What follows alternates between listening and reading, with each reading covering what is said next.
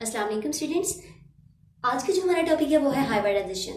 जैसा कि last time भी हमने पढ़ा था हाइब्रिडाइजेशन क्या होती है, उसकी क्या टाइप्स होती हैं। हमने एक टाइप पढ़ी थी, वो थी sp3 हाइब्रिडाइजेशन, और आज हम पढ़ेंगे इंशाल्लाह sp2 and sp1। First of all हम डिस्कस करेंगे कि हाइब्रिडाइजेशन से रिवाइज कर लेते हैं थोड़ा सा कि हाइब्रिडाइजेशन क्या होती है। हाइब्रिडाइजेशन बेसिकली वो प्रोसेस है जिसमें इंटरमिक्सिंग होती है उन ऑर्बिटल्स की जिनके शेप भी डिफरेंट होगी और उनकी एनर्जीज भी डिफरेंट होती हैं, और इंटरमिक्स होकर ऐसे ऑर्बिटल्स प्रोड्यूस करते हैं जिनकी शेप भी सेम होती है और उनकी एनर्जीज भी सेम होती हैं। इट्स मीन हाइब्रिड होना, मिक्सअप होना। ठीक हो गया। अब इसके बाद हमने कल पढ़ा था sp3। sp3 में क्या होता है, 1s and 3p orbitals intermix होती हैं। इसी तरीके से आज हम देखेंगे sp2 hybridisation. sp2 hybridisation basically क्या है? sp2 हाइब्रिडाइजेशन वो टाइप है हाइब्रिडाइजेशन की जिसमें 1s and 2p orbitals intermix and form sp2 hybridization. अब sp2 हाइब्रिडाइजेशन में एक s और 2p ऑर्बिटल्स शामिल होंगे और क्या बनाएंगे? sp2। ठीक हो गया। इसमें मोस्टली हम जो स्टडी करते हैं अल्कीन्स को करते हैं, क्योंकि sp2 में अल्कीन्स, इनके डबल बॉन्ड वाले मेंबर्स आते हैं जिन्हें हम अनसैचुरेटेड कंपाउंड्स भी कहते हैं। अनसैचुरेटेड कंपाउंड्स में हम किसको स्टडी कर रहे हैं? अल्कीन्स को। अब जब हम इनका स्ट्रक्चर ड्रॉ करेंगे तो हम देखेंगे कि इनका जो एंगल होता है वो क्या होता है? 120 का। इसमें जो हम एग्जांपल लेते हैं वो है हमारे पास इथीन। अब हम इनके स्ट्रक्चर्स को ड्रॉ करेंगे। सबसे पहले देखें, हमारे पास है कार्बन। कार्बन का एटॉमिक नंबर क्या होता है? 6। इलेक्ट्रॉनिक कन्फिगरेशन लिखेंगे 1s2 2s2 2p2। Valence shell orbital है, आउटर मोस्ट ऑर्बिटल है, तो हम इसके तमाम ऑर्बिटल्स को ड्रॉ करेंगे px dy एंड pz। एक इलेक्ट्रॉन इसमें है, एक इसमें है और z एम्प्टी है, जैसे कि हमने कल भी ड्रॉ किया था। सबसे पहले हम किसको लिखते हैं? Ground state. ग्राउंड स्टेट में क्या है कि हमारे पास वैलेंस शेल इलेक्ट्रॉन्स को लिखेंगे इसी तरीके से सेम। ये हमारे पास 2s है, इसमें 2 इलेक्ट्रॉन्स हैं। ये हमारे पास 2p है, 2px 2py एंड 2pz। अब px में भी एक इलेक्ट्रॉन है, py में भी एक इलेक्ट्रॉन है, जबकि जो 2pz है वो क्या है? एम्प्टी ऑर्बिटल है। इसके बाद जो हमारे पास नेक्स्ट स्टेट आती है जिसे हम कहते हैं एक्साइटेड स्टेट। इसमें हमने देखा था कि एनर्जी कहां से आती है, लास्ट लेक्चर में इसको डिटेल में पढ़ा था। अब सिर्फ हम इसको डायरेक्ट एक्साइट करवा देंगे इलेक्ट्रॉन्स को, तो क्या हो जाएगा? यहां से जो एक इलेक्ट्रॉन है वो क्या कर जाएगा? एम्प्टी ऑर्बिटल में एक्साइट कर जाएगा, क्योंकि इस फॉर्म में ये डाइवैलेंट के तौर पे काम कर रहा था। जब इसमें अनपेयर इलेक्ट्रॉन्स 4 आ जाएंगे तो ये एज अ टेट्रावैलेंट काम करेगा। तो एक इलेक्ट्रॉन यहां से जंप कर गया 2pz। अब इसमें इलेक्ट्रॉन्स किस तरह से हो गए? 2s में भी एक, 2px में भी एक, 2py में भी एक और 2pz में। अब इस फॉर्म में जो कार्बन एटम है वो एज अ टेट्रावैलेंट काम कर रहा है। लेकिन अब यहाँ पे मेन, यहाँ तक मैंने कल भी बताया था सारे प्रोसेस सेम होता है। यहां से हम मेन स्टडी करते हैं कि sp2 है, sp3 है या sp1 है। अब हम स्टडी कर रहे हैं sp2 को, तो sp2 में हम क्या लेंगे? 1s and 2p orbitals.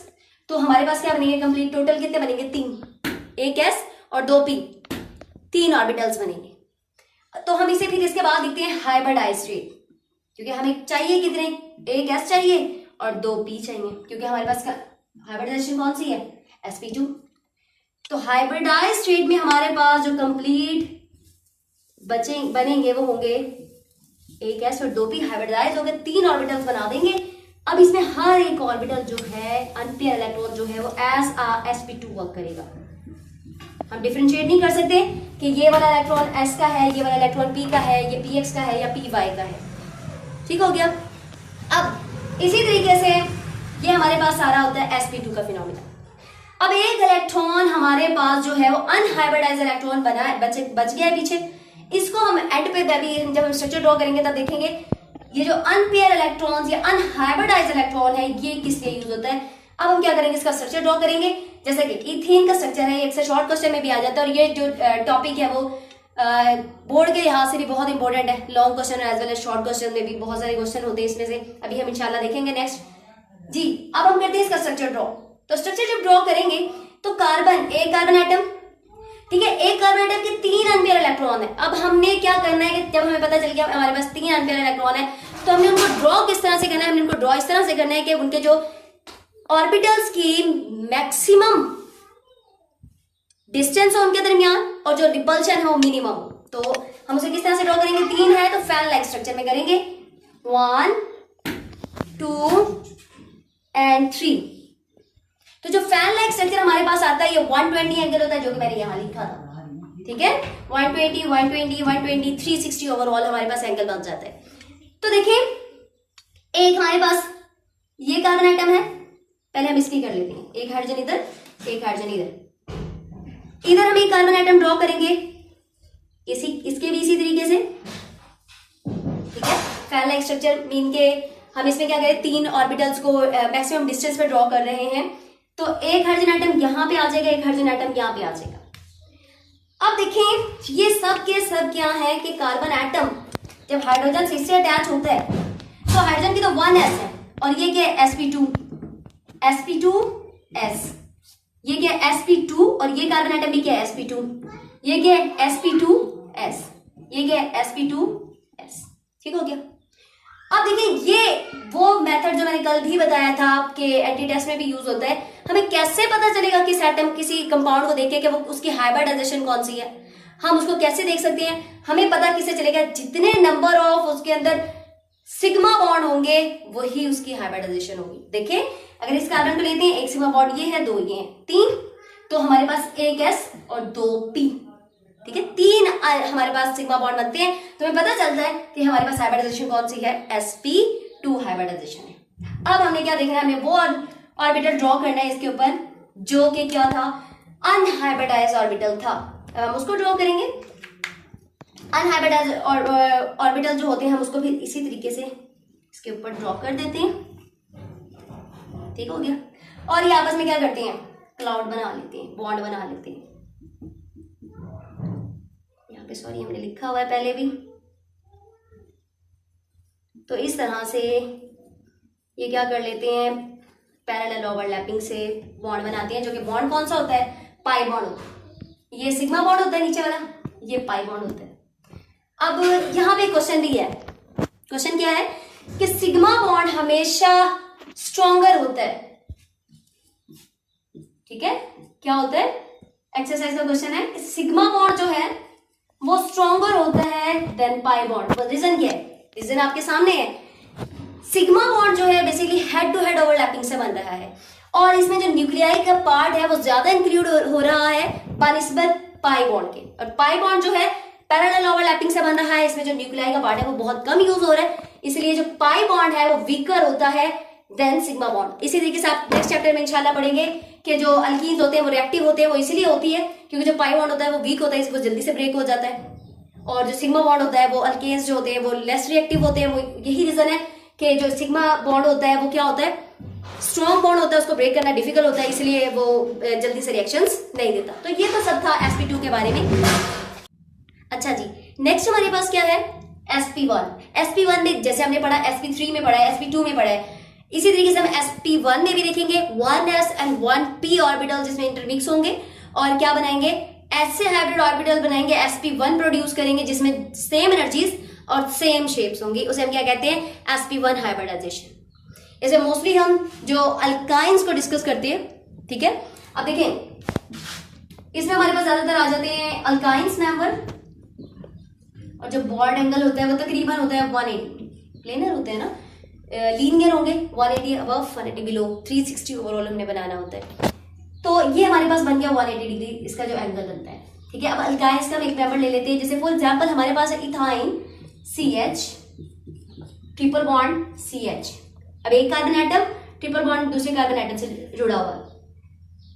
एक और ट्रिक आप लोगों को बताऊं मैं याद करने की कि नंबर ऑफ बॉन्ड किस तरह से होते हैं, ठीक है। जैसे sp1 है, हमें कैसे पता चलेगा, sp2 है, sp3 है। याद रखिएगा जो जितने नंबर ऑफ p हैं, जितने नंबर ऑफ p उसके अंदर इंक्लूड है हाइब्रिडाइजेशन के अंदर, उतनी ही उस ऑपोजिट, पता तो है हमें 3 है, 1 2 एंड 3। अगर 1 है तो बॉन्ड 3 होंगे, p 1 है तो बॉन्ड 3, P2 है तो बॉन्ड 2, P3 है तो बॉन्ड 1 होगा। ठीक है, सिर्फ याद रखने के लिए कोई मतलब ऐसा रूल नहीं है। जैसे sp1 है तो 3 बॉन्ड, sp2 है तो डबल बॉन्ड, sp3 है तो सिंगल बॉन्ड। मैंने कहा ऑपोजिट होंगे जितने नंबर ऑफ p मौजूद होंगे उसके अंदर। ठीक हो गया। अच्छा जी, नेक्स्ट हम देखते हैं इसकी एग्जांपल को। अब इसकी एग्जांपल में हम देख ले रहे हैं इथाइन। इथाइन की इसी तरीके से इलेक्ट्रॉनिक कन्फिगरेशन लिखेंगे हम, C6 है 1s2, इधर नहीं, कार्बन 6 है 1s2, 2s2, 2p2, यानी कि 2px 2py दोनों में आ जाएंगे। ठीक है, ग्राउंड स्टेट ड्रॉ करेंगे, s है, ठीक है, 2s और 2p, 2px 2py and 2pz। एक इलेक्ट्रॉन इसमें आ जाएगा, एक इलेक्ट्रॉन ये एम्पीटी होता है। जबकि एक्साइटेड स्टेट में हमने जैसा कि पढ़ा था, एक्साइटेड स्टेट में क्या होता है कि जो इलेक्ट्रॉन्स हैं वो 2s से जंप कर जाते हैं किसमें, 2pz में। तो देखिए एक्साइटेड स्टेट में बेसिकली होता है कि यहां से एक इलेक्ट्रॉन जंप कर जाएगा 2pz के अंदर और क्या बन जाएगा, ग्राउंड स्टेट एक्साइटेड स्टेट। एक इलेक्ट्रॉन अनपेयर इलेक्ट्रॉन यहां बच जाएगा 2s में, एक इधर यहां पे और यहां पे, 2px 2py एंड 2pz। ठीक हो गया। अब यहां पे जो कार्बन एटम है वो एज अ टेट्रावैलेंट काम कर रहा है, लेकिन हमने लेने कितने हैं, कितने s और कितने p लेने हैं, ये हमने जैसे लास्ट टाइम भी पढ़ा था, हम जो हाइब्रिडाइजेशन होगी उतने ही sp लेंगे। अब हम अल्काइंस की बात कर रहे हैं तो हमें पता है यहाँ पे जो हाइब्रिडाइजेशन होती है वो sp1 होती है, तो एक s और एक p लेंगे, 1s एंड 1p। तो जो हाइब्रिडाइज ऑर्बिटल हमारे पास बनता है, हाइब्रिडाइज स्टेट बनती है, जो हमारे पास दो ही आते हैं, एक s और एक p। लेकिन हम यहाँ पे हाइब्रिड बनने के बाद हम मतलब ये डिफरेंशिएट नहीं कर सकते कि ये s है या ये p है। हम दोनों को क्या कहेंगे, ये भी sp1 है और ये भी क्या है, sp1 है। ठीक हो गया। अब हम इसकी करते हैं बॉन्डिंग को शो, किस तरह से ड्रॉ करेंगे। देखिए लेट्स सपोज ये हमारे पास एक कार्बन एटम है और ये दूसरा, तो दो ऑर्बिटल ड्रॉ करनी है, तो मैक्सिमम डिस्टेंस पे कर रहे हैं तो वो लीनियर ही पॉसिबल है। तो हम क्या करेंगे, एक ऑर्बिटल इस कार्बन एटम का यहाँ पे, दूसरा यहाँ पे, एक यहाँ पे, दूसरा यहाँ पे। ठीक हो गया। ये कौन सा बॉन्ड बनना है, हेड टू हेड से हमने अभी पढ़ा था, वो क्या था, सिग्मा बॉन्ड। ठीक हो गया। अब हमने क्या करना है, अनहाइब्रिड ऑर्बिटल्स को ड्रॉ करना है। अब अनहाइब्रिड ऑर्बिटल में 2p पहले y को कर लेते हैं, y एक्सिस पे, ये 2py है फॉर एग्जांपल, और ये हमारे पास है 2pz, 2py एंड 2pz।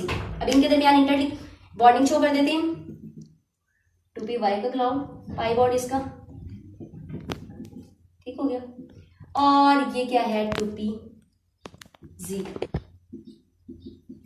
तो दो पाई बॉन्ड होंगे और एक सिग्मा बॉन्ड, एक 2py के अनपेयर अनहाइब्रिडाइज ऑर्बिटल से और एक 2pz के हाइब्रिडाइज ऑर्बिटल से। दो पाई बॉन्ड और एक सिग्मा बॉन्ड बन जाएगा।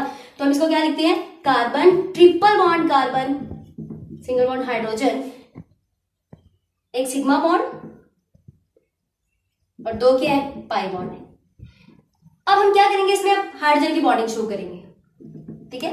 अब एक हाइड्रोजन लीनियरली इससे अटैच होगा और एक हाइड्रोजन इससे, तो इसकी इलेक्ट्रॉनिक कन्फिगरेशन इधर हम क्या करेंगे, इसकी हाइब्रिडाइजेशन कौन सी हुई है, ये जो हाइब्रिड या बॉन्डिंग कौन सी है, ये sps, ये भी क्या है, sps। लेकिन ये क्या है, sp, क्योंकि ये कार्बन आइटम भी sp है और ये कार्बन आइटम भी क्या है, sp है। तो ये था sp1। होप्स हो कि आप लोगों को समझ आ गया होगा हाइब्रिडाइजेशन क्या होती है, उसकी टाइप्स क्या होती हैं, sp3, sp2, sp1। तो अभी हम इसको एक दफा रिवाइज करेंगे। जैसे कि हमने सबसे पहले क्या पढ़ा था, हाइब्रिडाइजेशन को देखा था। हाइब्रिडाइजेशन क्या था, हाइब्रिडाइजेशन वो प्रोसेस था जिसमें इंटरमिक्स होते हैं ऐसे ऑर्बिटल्स जिनकी डिफरेंट शेप्स और डिफरेंट एनर्जीज होती हैं, और ऐसे ऑर्बिटल्स बनाते हैं जिनकी सेम शेप और सेम एनर्जीज होती हैं। इस प्रोसेस को हम तो कहते हैं हाइब्रिडाइजेशन। हाइब्रिडाइजेशन बेसिकली 3 टाइप की होती है, sp3, sp2, sp। sp3 में क्या होता है, सारे के सारे जो कार्बन के बॉन्ड्स होते हैं वो बेसिकली उसके अंदर sp3 के अंदर अल्केन्स शामिल होते हैं, सिंगल बॉन्ड कार्बन आइटम होते हैं। तो एक एक इलेक्ट्रॉन उसमें शामिल हो जाता है। उसमें हम जैसे कि हमने एग्जांपल पढ़ी थी मीथेन, ठीक है, बॉन्ड एंगल 109.28 या 109.5 कहते हैं हम। इसी तरीके से sp2 में जब हमने देखा, sp2 में क्या था कि जो बॉन्ड एंगल है उसको हम 120 का था, 3 ऑर्बिटल्स हमने ड्रॉ किए, ठीक है। sp3 में 1s और 3p थे, sp2 में 1s एंड 2p है, जबकि sp में 1s एंड 1p है। इसमें सिंगल बॉन्ड, इसमें डबल बॉन्ड, इसमें ट्रिपल बॉन्ड। इट्स मीन इसमें alkanes, alkenes and alkynes. sp3 saturated compounds के लिए है, sp1 और जबकि sp2 अनसैचुरेटेड कंपाउंड्स के लिए है। और जो हमने क्वेश्चन इससे देखा था एक्सरसाइज से, वो ये था कि सिग्मा बॉन्ड क्यों स्ट्रॉन्गर होता है पाई बॉन्ड से। तो सिग्मा बॉन्ड इसलिए स्ट्रॉन्गर होता है क्योंकि वो हेड टू हेड ओवरलैपिंग से बनता है, जबकि जो पाई बॉन्ड है वो पैरेलल ओवरलैपिंग से बनता है। हेड टू हेड ओवरलैपिंग में न्यूक्लियाई का ज्यादा पार्ट इन्वॉल्व होता है, जबकि पैरेलल ओवरलैपिंग में न्यूक्लियाई का कम पार्ट इन्वॉल्व होता है। अच्छा जी, इसके बाद हमने अभी जो देखा sp में क्या है, 1s एंड 1p ऑर्बिटल्स। इसमें भी अनसैचुरेटेड कंपाउंड्स है, वो कौन से हैं, अल्काइंस। अल्काइंस में क्या होता है कि 3 बॉन्ड कार्बन एटम के बने होते हैं, इसमें एक सिग्मा होता है और 2 पाई बॉन्ड होते हैं। सिग्मा बॉन्ड जो होता है वो हेड टू हेड से बना होता है, और जो पाई बॉन्ड होते हैं वो पैरेलल ओवरलैपिंग से बने होते हैं, जिसे हम कहते हैं अनहाइब्रिडाइज्ड ऑर्बिटल्स, जिन्हें मिलकर बनाते हैं, ठीक है। जिसे 2px और 2py और 2pz से हमने शो किया। ये हमने 2py से कहा था और इसे हम 2pz कहा था। ये भी 2py और ये क्या है, 2pz, ठीक हो गया। तो ये तो था सारा हाइब्रिडाइजेशन के बारे में, sp2, sp3, sp1।